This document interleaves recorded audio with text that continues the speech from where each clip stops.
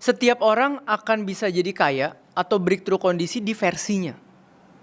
Kenapa? Kayak gue misalnya, mulai dari kondisi yang seperti itu. Mama punya tabungan 20 juta. Kalau tiba-tiba gue punya duit 2M, udah extraordinary belum? Udah.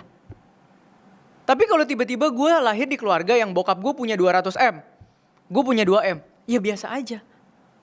Maka kita harus lihat targetnya itu pun berbeda. Bisa gak suatu hari sampai sana? Mungkin kalau Tuhan bawa sampai sana bisa.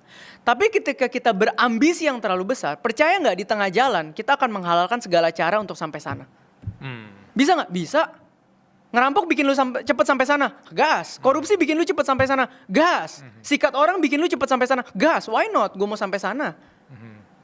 Sedangkan ketika kita tahu posisi kita dimulainya dari mana, kita akan tahu kayak, oh ini udah on the right track, ini udah growing loh.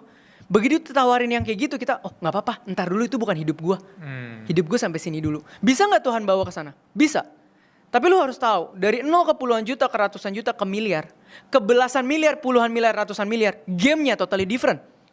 Lu bangun bisnis nih sejago-jagonya, mau punya 100 miliar, gak IPO, gak bisa. Gak merger, gak bisa. Gak dibeli perusahaan lu, gak bisa. Gak jual company, gak bisa. Tetap ada tieringnya loh. Gitu loh, tetap ada tieringnya. Nah, kenapa gue selalu bilang gak semua orang bisa kaya? Karena maksud gue standar kaya itu tuh ada nih misalnya, oh $1 juta kaya 15M HNWI. Tapi tergantung kita start di mana.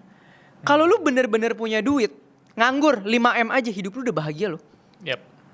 Nah, problemnya di Indo nih, susahnya gini bro.